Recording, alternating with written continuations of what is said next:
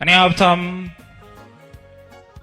አልነበርኩም፣ አይደለሁም፣ መሆንም አልፈልግም።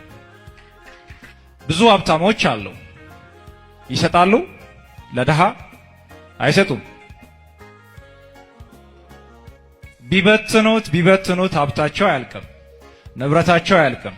ሳይሰጡ የመስጣት ልብ ስለሌላቸው ሲጠሩ ይሰበሰባሉ።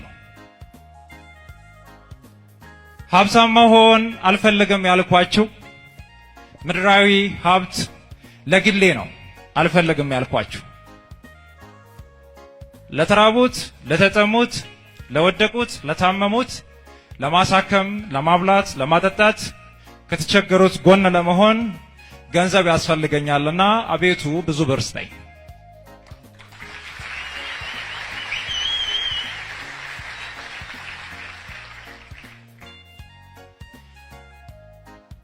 ሶሻል ሚዲያ ጋር ተያይዞ ባለው ነገር ጥያቄ የለውም። ሁሉ ነገር እዛ ውስጥ ላይ አለ። በአሁን ሰዓት ላይ በሶሻል ሚዲያ ብዙ ብር ከሚያገኙ ሰዎች እንደ ሀገር ምናልባትም እኔ ሊጠቀስ እችላለሁ። ላይቭ አልገባም፣ ቲክቶክን ነው የሚጠቀመው።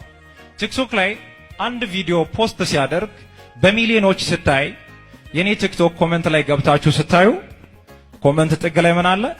የኮይን ምልክት አለ። ከሀገር ውጭ ያሉ ሀገር ውስጥም ያሉ ፖስት የሚያደርጋቸውን ቪዲዮዎችን ሲያዩ የሚወዱኝ የሚያከብሩኝ ስራዬን የሚያበረታቱ ወገኖች ጊፍት ሲሰጡ በሚሊዮኖች ነው። በሚሊዮኖች የሚሰበሰበው ገንዘብ አይበቃኝም። ለምን? ብዙ የተቸገሩ አሉ። ቅድም እንዳልኳችሁ ያለኝን በሙሉ እንዲኖረኝ ለግሌ አንድ እንጀራ እበላለሁ፣ እንደ ሰው ልጅ እኖራለሁ። የተለየ ነገር እንዲኖረኝ አልፈልግም። የሰው ልጅ ከበላ ከጠጣ ከለበሰ በህይወት ከኖረ ትርፍ ነገር ለምንድን ነው ነው የኔ ጥያቄ። ምን እናርግ ነው? ምን እናርግ ለምለው አልበቀኝም ገንዘቡ እያልኳችሁ ያለሁት። በየቦታው ስንሄድ በየመንገድ ዳር እኛ ተዝናንተን ትልቅ ሆቴል ላይ ገብተን በልተን ተዝናንተን ስንወጣ ብዙ የተቸገሩትን እናያለን። አንዳንድ ጊዜ በራሴ በጣም አፍራለሁ። አንድ ሆቴል ከትላልቅ ጓደኞቼ ጋር ገባውና እኔ ትላልቅ ሆቴሎች ገብቼ ሻይ ቡና ማለት ብዙ እድሉን አላገኝምና አንድ ሆቴል ብዙ ብር ያላቸው ነጋዴዎች ጋር ገባንና በልተን ሻይ ቡና ብለን ስንወጣ ግቢ ፊት ለፊት ላይ መኪናውን የሚጠብቁ ጥበቃዎች አሉ። ምግብ ቦታ ላይ እኔ ነኝ የምከፍለው ብለው በሺዎች የሚቆጠር ገንዘብ ተከፈለ። ኢቨን የያዝነው ገንዘብ በእጃችን ላይ ሲያንስ ቼክ ሁላ ተጻፈ። ወጣን። አንድ ባለሀብት ነው የጋበዘን። ስንወጣ በር አካባቢ ላይ መኪናውን ይወለውላል። ኑ በዚህ በኩል ይላል፣ ከፍ ዝቅ ይላል።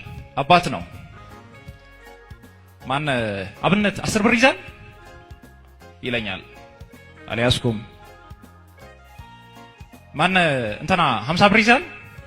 አዎ ይዣለሁ። 50 ብር 10 ብር ከያዝከው እኔን ጠየቀኝ ድጋሚ አልኩት። ከያዝክማ ስጠው አለ። ያዝኩትማ ብዙ ነው፣ ብዙ ጠይቀኝ አልኩት።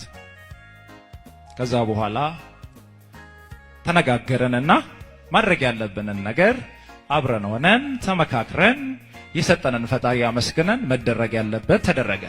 እኛ እንደ ቀልድ ለሻይ ቡና የምናወጣቸው ወይም የሆነ ቦታ ላይ ስንዝናና የምናጠፋቸው እነዚህ ትናንሽ ብር የሚመስሉ የሌላውን ህይወት ይቀየራል።